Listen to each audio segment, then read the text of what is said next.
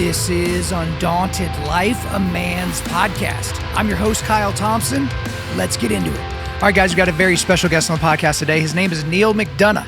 So he is an actor. And guys, if you are not watching this on YouTube or on Rumble, if you don't recognize the name, you're definitely going to recognize the face, because this guy has been one of the most active actors that we have seen really over the last several decades.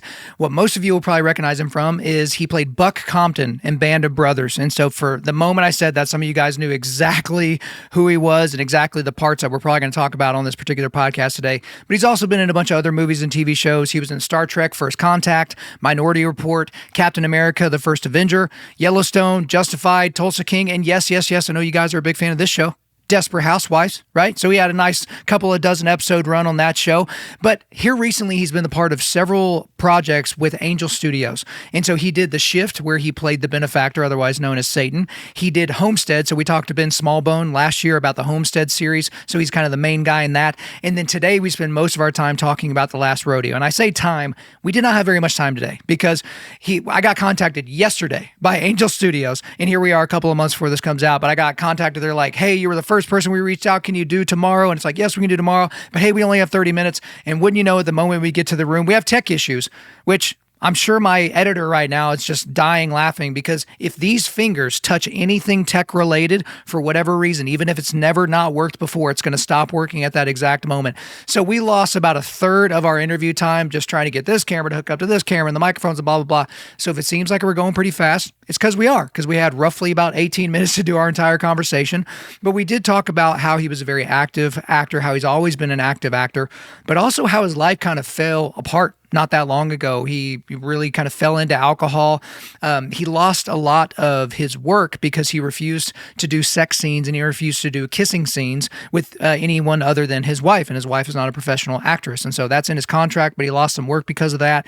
He lost his house. He lost a bunch of stuff that was going on at the time, and he really leaned on alcohol. So we spent a little bit of time talking about, okay, what's your advice to guys that are in the process of or post their lives blowing up or blowing their own lives up? What would you tell these guys about how they should get through it? And faith is really the core of the answer he gave, so you have to stick around for that. We do talk about the new movie, The Last Rodeo. We talk about it was filmed here in Oklahoma. Why in the world did he do this film? Where did the idea come from? But if you stay with us until the very, very end, I asked him a couple of questions, and he got a little choked up with one of them. But I asked him if he had to leave one acting performance, either in television or in a movie, one acting performance, that was all could be left for humanity. And that's how we would know the name Neal McDonough. What would that performance be? And then I asked him, what's the one line that you delivered in any of your performance, that if we had to delete everything else, would be the one line you would leave for humanity? Guys, it's a short one, so don't miss any second of it. You guys can just stay here. It's an awesome, awesome conversation. Hopefully we'll get him on here for a much longer one here in the future. But for now, without further ado, let's get into it. Neal McDonough, I would give you my normal welcome, which is welcome to Undaunted.Life, a man's podcast. But you and I have been facing the demon of bad tech issues, and now here we are having to make magic with short time period. Are you ready to go? Are you ready to do this thing? Never quit, never give up. That's it, right? Yeah, that's basically it. And that's basically where we're going to go from the beginning. Now, you have a face that everybody would recognize that's watching this right now, because you have been in everything, okay? And so my biggest question, I guess, from the beginning, because there's no way really to get into your background and how'd you get into acting and what's all your favorite colors and everything. You are one of the most, accomplished actors that I've seen, because you're just in everything and you seem to be constantly working.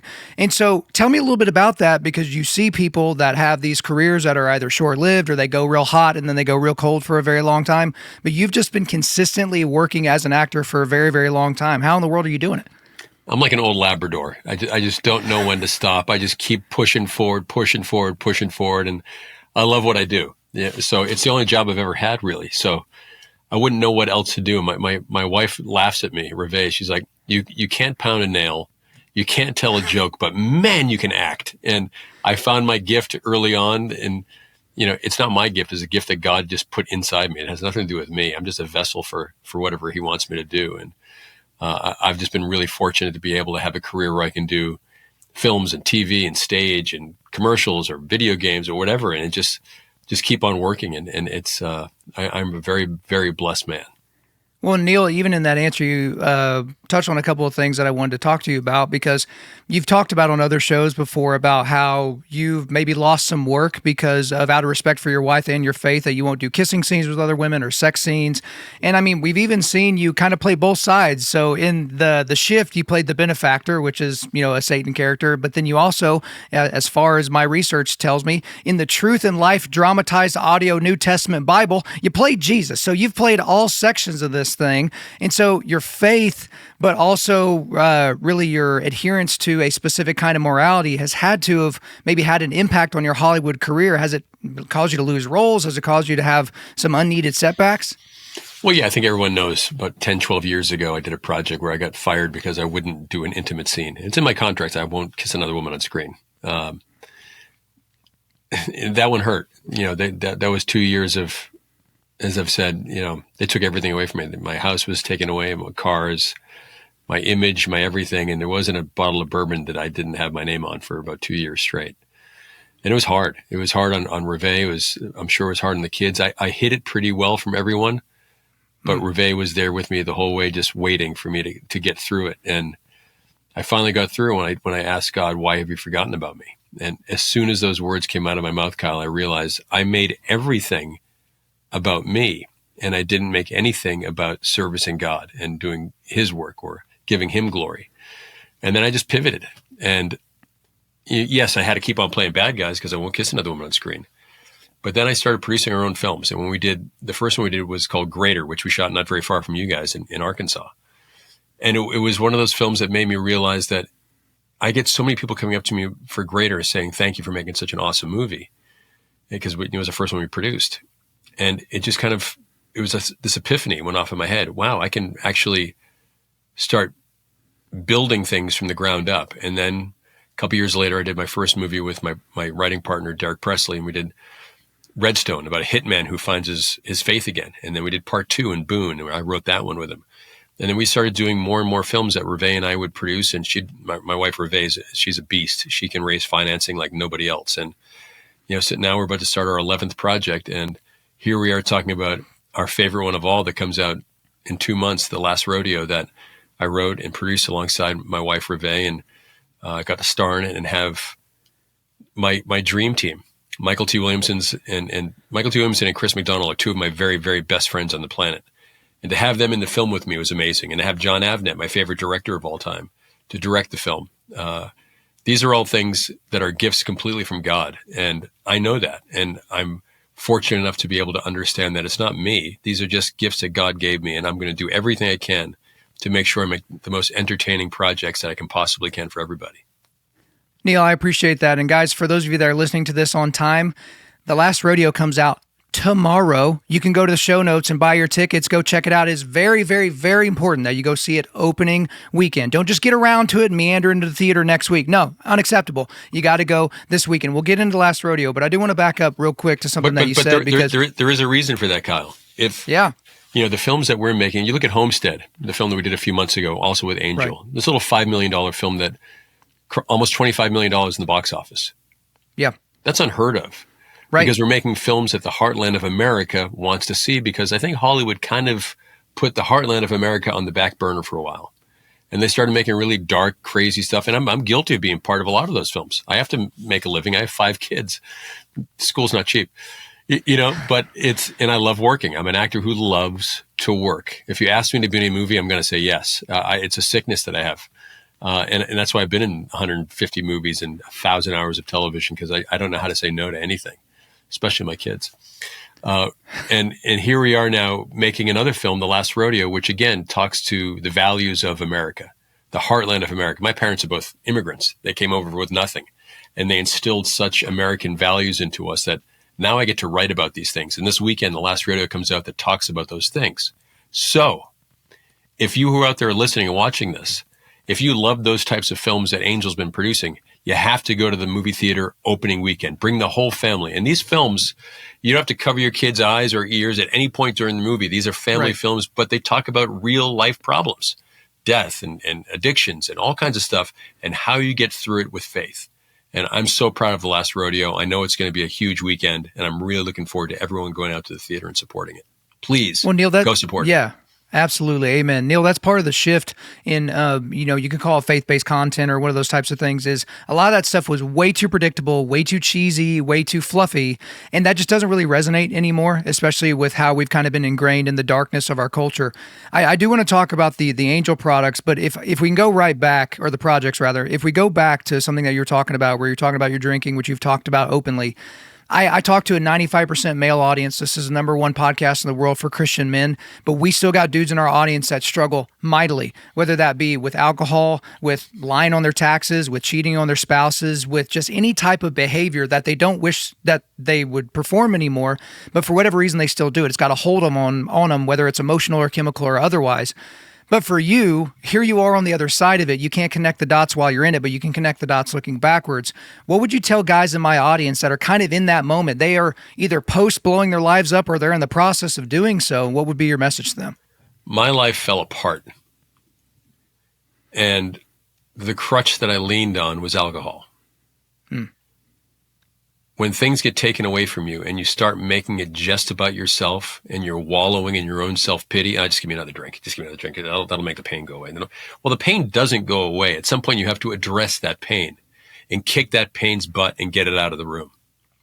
The only way to do that for me was going to church all the time, talking to God all the time. I'm so blessed that I get to have a partner in Reve who waited patiently, got me through the situation, never judged me, never got angry with me, was just there just trying to help me get through it. But I couldn't get through it myself because I thought it was all about me. Oh my gosh, how could this world turn on me? How can I lose all my stuff? Well, it happens to everybody at some point, but it's how you get through it after. Reve gave me this one quote. Here's the kind of guy you want to be. You want to be the kind of guy that when he wakes up in the morning, your 2 feet hit the floor, the devil says, oh shoot, he's up. That's a challenge to every dude who's watching this show. Alcohol is brutal. There's nothing good about it. I mean, there really isn't. It takes you to horrible, dark places. The only way to have clarity in life is to be clear-minded, isn't it? The only way to be a great dad, the only way to be a great husband. If you make mistakes, we all make mistakes. We're all sinners. We're all idiots. We're all stupid at times. We all do bad things. But it's how you dust yourself off that dictates what kind of man you are.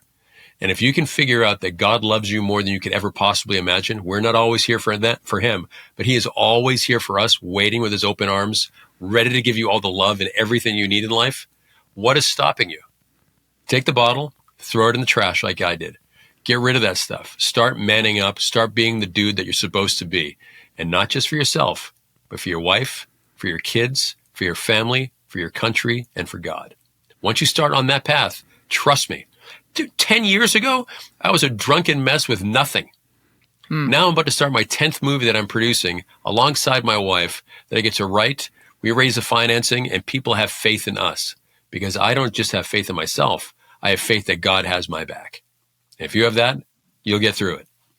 Hey guys, real quick. I know a lot of you guys struggle with getting a consistent workout routine. So wherever you get to, whether that's the Globo gym or your home gym or even like a parking lot somewhere, you get there and then you don't know what to do. You get there and you're just like, well, what in the world am I supposed to do today? And you just kind of meander around. And maybe you're trying to get ready for like a mountain hunt in the fall, or you've got a mud race coming up, or you just want to be generally a strong and fit dude for normal everyday life, but you don't have a program that's tailored for you. I want you guys to stop wasting time at the gym or wherever you're working out and just settling for that same old routine that you've always done. It's time for you to get a guide that will help you reach your fitness goals. And that's why I want to introduce you to my friends over at Mountain Tough. Mountain Tough is a fitness and mental toughness app developed by military special operators and mountain hunters that's becoming a global movement for building mentally tough athletes on and off the mountain. So Mountain Tough is a native app ready to be downloaded on all platforms. So that includes iPhone, Android, Apple TV, and Roku. Once you sign up and download the app or access the website, you immediately have access to literally hundreds of exercise programs and thousands of workout videos. Thousands, okay? That includes structured hybrid strength and endurance programs, daily workouts, the full exercise library, mental toughness training, prehab and rehab, the Mountain Tough community and accountability, and a bunch of other stuff. And guys, you can use it all on the go, online or offline, no matter where you decide to train. Just getting started? No problem. They've got programs for beginners. Have minimal gear or no gear? All good. They have minimal gear and bodyweight programs. Wanting to get into or maintain elite level fitness like me? They've got you covered with programs for top tier athletes too. And guys, for a limited time, Mountain Tough is extending Undaunted Lifers like you an incredible offer.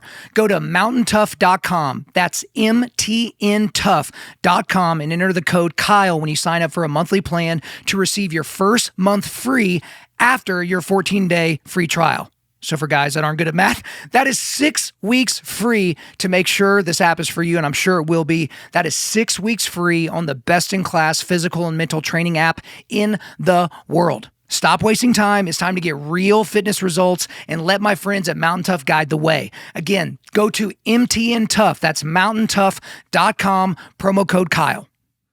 Absolutely. And Neal, if your 2 feet hit the floor and Satan has that reaction, it means you're doing stuff.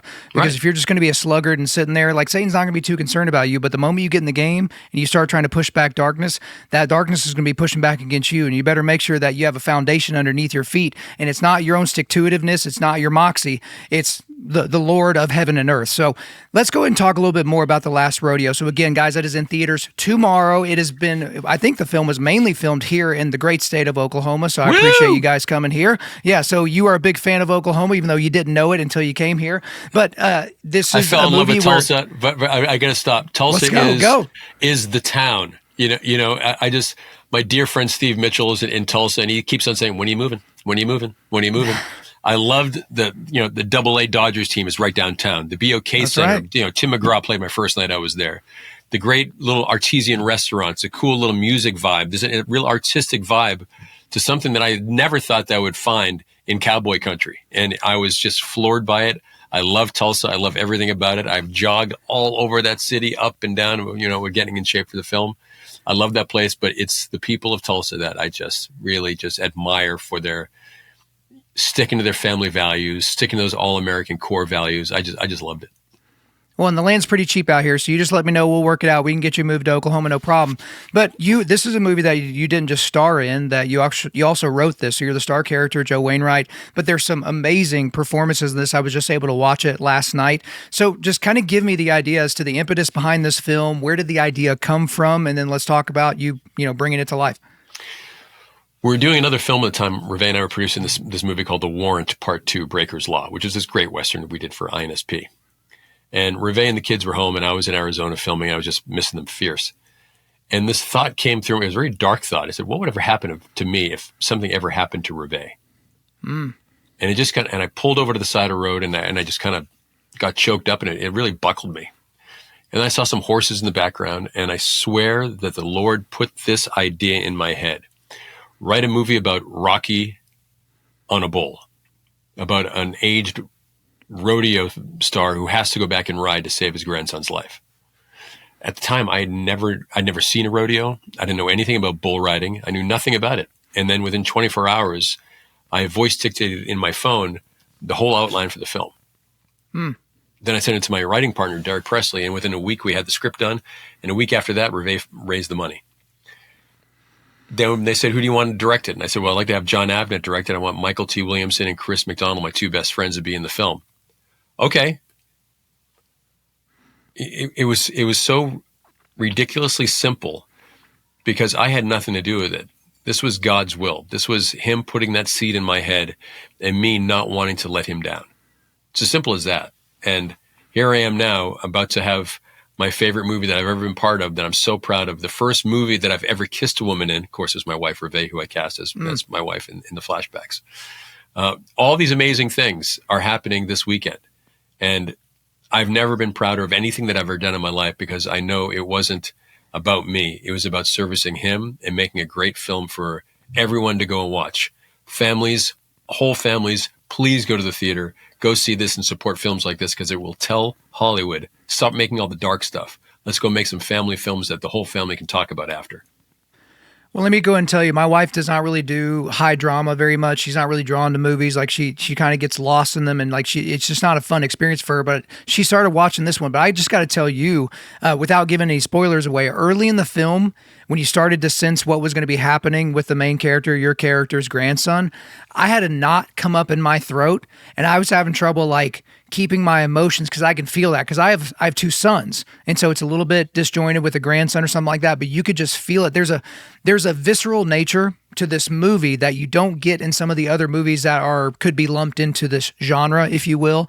And so I thought that carried a lot of the drama and a lot of the narrative of this story. And so we're running short on time, so I got a couple of questions for you here towards the end. Again, guys, the movie is The Last Rodeo. It's in theaters this weekend. You can find your tickets here in the show notes. Go and check it out. But since you've done all this television and movie acting, okay, I want to know for you, Neal, if you had to delete your entire IMDb, your entire back catalog, every performance you've ever done in your life, and you could only have one performance that would be your legacy, that people would know your name, eras beyond this one, what's the one performance that you would leave for humanity, television or film? Wow. Okay. Oh, the next question's worse, so just get ready. Okay. Well, Band of Brothers obviously was just something that was so incredible to play, that all-American hero. Buck Compton was amazing. Those guys are still all my best pals. Buck became like another dad to me. It's where I met my wife, Reve, the first day I got into London. So, that's right up top. Justified was just a crazy, awesome performance. But I got to tell you, there's nothing like, I've never kissed a woman on screen. To write a film, produce a film, to star in a film alongside my wife and my best friends, being directed by my favorite director of all time, and getting to kiss my wife on screen for the first time. Hard to beat.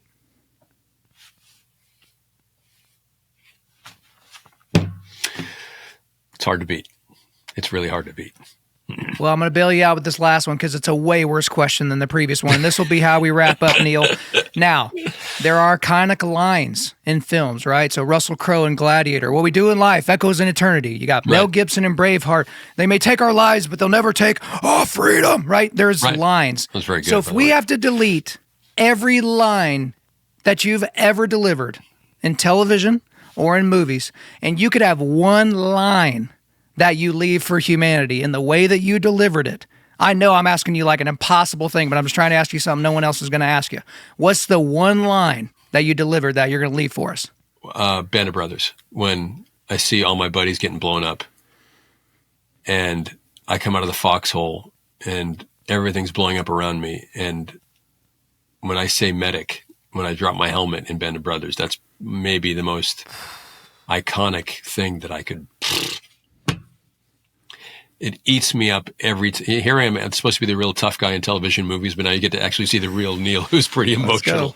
But that's to me, that represented who those guys were in World War II, what they had to do. Here's these 18, 19-year-old guys who have been through basic training with these same guys and lived with these guys, jumped out of planes together, and there they are fighting against the Nazis and seeing those guys get blown up in front of you.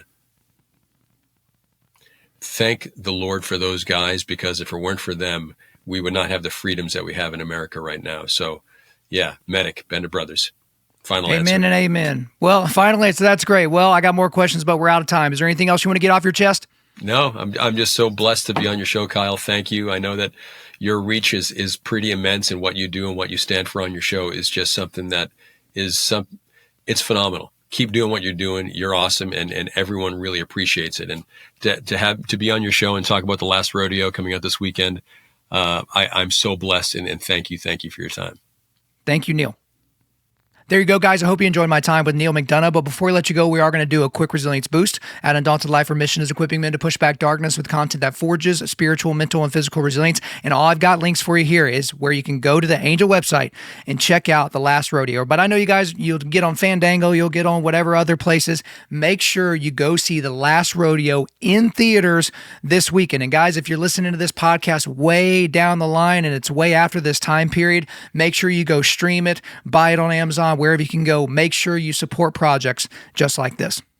Thank you for listening to this podcast. Wherever you're listening to this, please subscribe, rate, and leave us a positive 5-star review. If you want me to come speak live at your event or on your podcast, just shoot me an email to info@Undaunted.Life. That's info@Undaunted.Life. Follow us on Instagram and like us on Facebook, and check out our website for everything else, including how to donate to keep more content like this coming your way. Just go to www.Undaunted.Life. And as always, we want to thank the band Holy Name for allowing us to use their music for our content. The music on this podcast is their song Perpetua, which is off their self-titled debut album on Face Down Records. The links are in the description.